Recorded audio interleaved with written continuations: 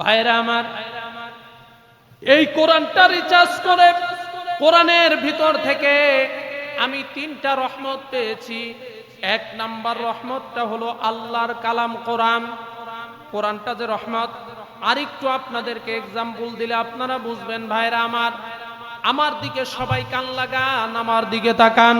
আল্লাহ রাব্বুল আলামিন বলছেন, নবীজি কোরআনের মতো কিতাব যারা পেয়েছে তারা যেন আনন্দ করে, ফুর্তি করে, উল্লাস করে, তারা যেন আমার নাম গুণগান করে, তারা জানি আনন্দ করে।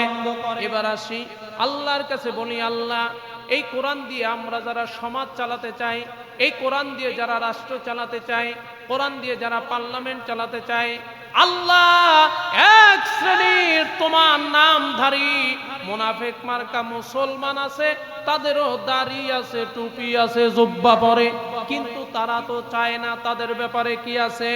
আল্লাহ রাব্বুল আলামিন বলেন, পূর্বের জামানায় তারা যেমন বলেছিল সেই রকম এই জামানায়ও বলবে, কিন্তু টেনশন করা যাবে না, চিন্তাও করা যাবে না।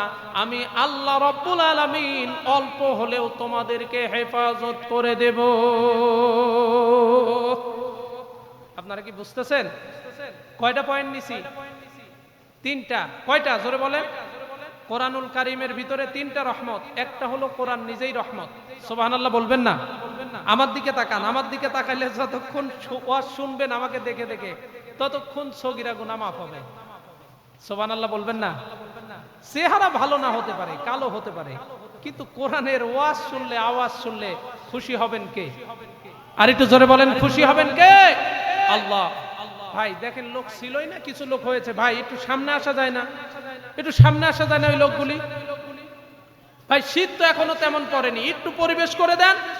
আমাদের মহাসিন আলম জিহাদি হুজুর মঞ্চে চলে আসবেন। একবার জবান খুলে সবাই বলেন আল্লাহু আকবার, আকবার। এবার আল্লাহ পাক বলে, পূর্বে তারা কি বলেছিল?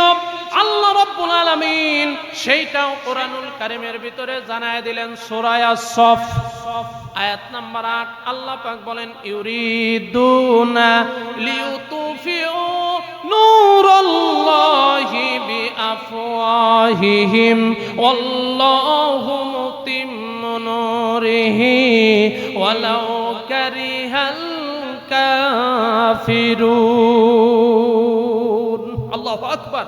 আল্লাহ পাক বলেন, পূর্বের জামানায় কাফেররা চেয়েছিল। ভাই এত কথাগুলো সমস্যা। ভাই মন চাইছে বসে থাকেন, ওয়াজ ভালো না লাগলে কবে বক্তা আরেকটা চলে আসবে, কথা না কই। ভাই একটু জবান খুলে তাকবীর দেন, লিল্লাহে তাকবীর। শুনেন, বিশেষ বক্তার পুকুরে চুনকাম করা একই কাজ। পুকুরে চুনকাম না করলে যেমন মাছ আপনি ছাড়তে পারবেন না, ঠিক তেমনি যদি বিশেষ বক্তা পরিবেশ করে না দেয়, পরবর্তী বক্তারা এসে আলোচনা করতে পারবে না। এবার আল্লাহ পাক বলেন, বান্দারে পূর্বের জামানায় তারা কি বলেছিল? কাফেরেরা চেয়েছিল এই কোরআনটাকে ফু দিয়ে নিভাইয়া দিবে, কোরআনটাকে নিশ্চিহ্ন করে দেবে, কোরআনটাকে শেষ করে দেবে।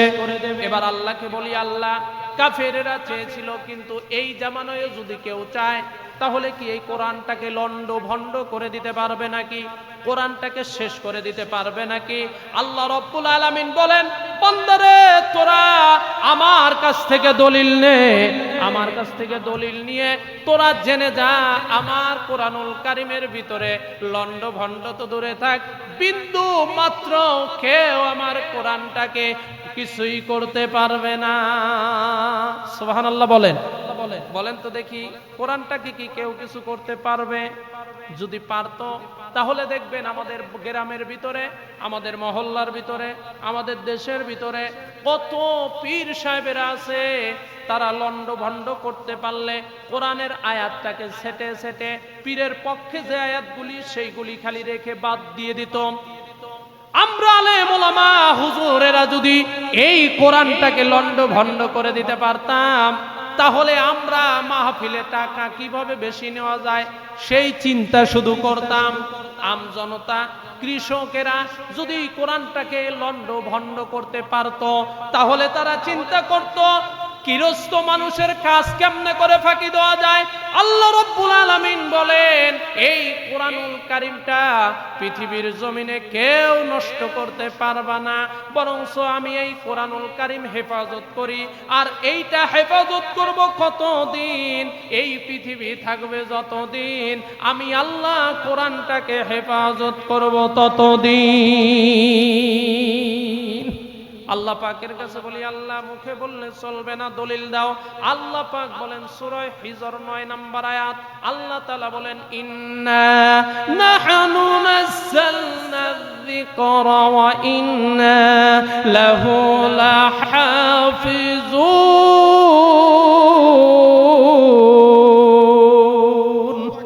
আল্লাহ পাক বলেন আমার কোরআনটাকে আমি আল্লাহ হেফাজত করি বলে দুনিয়ার কোনো আজা বাবা, দুনিয়ার কোনো খাজা বাবা, দুনিয়ার কোনো দয়াল বাবা, দুনিয়ার কোনো ভণ্ড বাবা, দুনিয়ার কোনো ন্যাংটা বাবা, দুনিয়ার কোনো গাঞ্জা বাবা, দুনিয়ার কোনো অলি গলি বাবা, কোনো বাবা এই কোরআনুল কারীমটাকে লন্ড ভণ্ড করতে পারে নাই। আমি হেফাজত করি বলে কোনো মাজার পূজারীরা এই কোরআনুল কারীমটাকে লন্ড ভণ্ড করতে পারে নাই।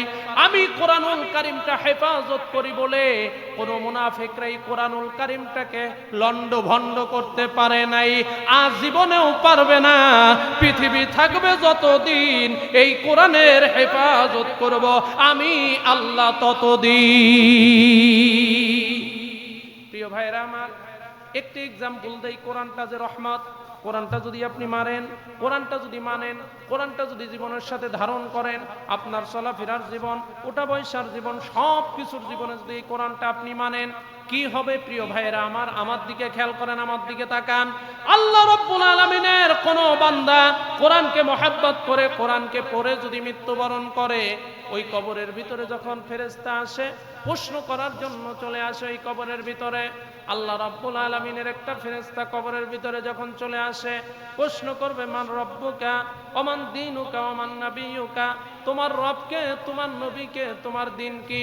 এই কথা যখন বলার জন্য চলে আসবে, ওই কবরের ভিতরে কোরআন পড়নিওয়ালা, কোরআন জাননিওয়ালা, কোরআন শিখনিওয়ালা ওই ব্যক্তির কবরটা একটা পাখি দ্বারা বেষ্টন করে রাখা হবে।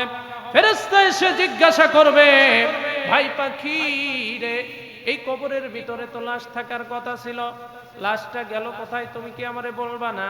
পাখি ডাক দিয়ে বলে, তুমি কে গো? এবার বলবে, আমি তো আল্লাহর ফেরেশতা। কি জন্য এসেছো? এই কবরের ভিতরে লাশকে আমার প্রশ্ন করার জন্য আল্লাহ পাঠিয়েছে। পাখি ডাক দিয়ে বলবে, ফেরেশতা রে, তোমার যদি ক্ষমতা থাকে, তোমার যদি শক্তি থাকে, তোমার যদি সাহস থাকে, আমার পেটের ভিতরে লাশটা নিয়ে আমি ঘুমাইয়েছি, তুমি পারলেই লাশটাকে বের করে নিয়ে যাও। আর যদি লাশটাকে না বের করতে চাও, যেখান থেকে এসেছো সেখানে চলে যাও। ফেরেশতা পাখিকে ডাক দিয়ে বলবে, এ পাখি, আল্লাহর তরফ থেকে আমি আল্লাহর ফেরেশতা এসেছি, তোমার কি বিন্দুমাত্র ভয় করে না? পাখি ডাক দিয়ে বলবে, আল্লাহর কাছ থেকে এসেছো, সেই আল্লাহর কাছে আবার ফিরে যাও। এবার ফেরেশতা ডাক দিয়ে বলবে, আল্লাহ, কি এমন একটা আজব কবরের ভিতরে পাঠাইলা? কবরের ভিতরে আসলাম যখন, লাশটার সাথে কথোপকথন করব তখন, কিন্তু এই লাশ তো লাশ নাই, লাশের উপর দিয়ে একটা পাখি এমন ভাবে বেষ্টন করে আছে, আমাকে তোমার কাছে ফিরে যাইতে বলে। আল্লাহ ডাক দিয়ে বলতেছে, ও কবরের বাসিন্দাকে তুই আর ফেরেশতা আর ডিস্টার্ব করিস না রে, ডিস্টার্ব করিস না, আয় আয় আমার কাছে চলে আয়। আমি আল্লাহ রাব্বুল আলামিন বরঞ্চ আমি তোমাকে সওয়াল জবের অ্যানসার গুলি দিয়ে দিলাম। একবার চিৎকার মেরে বলেন না সুবহানাল্লাহ। আল্লাহ পাক রব্বুল আলামিন এবার ডাক দিয়ে বলতেছেন, তাই নাকি? এবার বলে, হ্যাঁ হ্যাঁ, যদি তাই হয়, আল্লাহ আমার কৌতূহল জাগলো, কেমন করে এটা হবে? আল্লাহ ডাক দিয়ে বলতেছেন, কৌতূহল জাগার কোনো, পেরেশানি করার কোনো টেনশন নাই, চিন্তা নাই। কারণ হলো, এই যে ব্যক্তিটা দেখতেছো কবরের ভিতরে শুয়ে আছে, আর পাখিটা দেখতেছো, এটা আসলে পাখি নয় রে, পাখি নয়, এটা হলো আল্লাহর কালাম কোরআন। একবার চিৎকার মেরে বলেন না সুবহানাল্লাহ। প্রিয় ভাইরা আমার, এবার আল্লাহর আল্লাহর কাছে বলবে, আল্লাহ কোরআনটা যদি হয় কেমনে করে? এবার বলবে, ও ফেরেশতা তুমি জেনে রাখো, এই কোরআনুল কারীমটা যখন আমি পৃথিবীর বুকে দিয়েছিলাম, ওই বান্দাটা সকাল বেলায় কনকনা শীতের ভিতরে ওযু করে নামাজে দাঁড়ায়া কোরআন পড়েছে, কনকনা শীতের ভিতরে নামাজ শেষ করে সূরা ইয়াসিন তেলাওয়াত করেছে, ফজরে পড়েছে কোরআন, জোহরে পড়েছে কোরআন, আসরে পড়েছে কোরআন, মাগরিবে পড়েছে কোরআন, মাগরিবের পরে সূরা হাসর তেলাওয়াত করেছে, আবার এশার নামাজ পড়ে সূরা মুলকের তেলাওয়াত করেছে। এই কোরআনটা বাস্তব জীবনে মানার কারণে তার জেল হয়েছে, জুলুম হয়েছে, ফাঁসি হয়েছে, অন্যায় অত্যাচার হয়েছে, তারপরে ওই কোরআনটাকে ছাড়ে নাই। এই জন্য কোরআন ওয়াদা করেছে কাল কিয়ামত পর্যন্ত এই কোরআনটা জান্নাতে না পৌঁছানো পর্যন্ত কোরআন ওই বান্দার কাছ থেকে সরে যাবে না।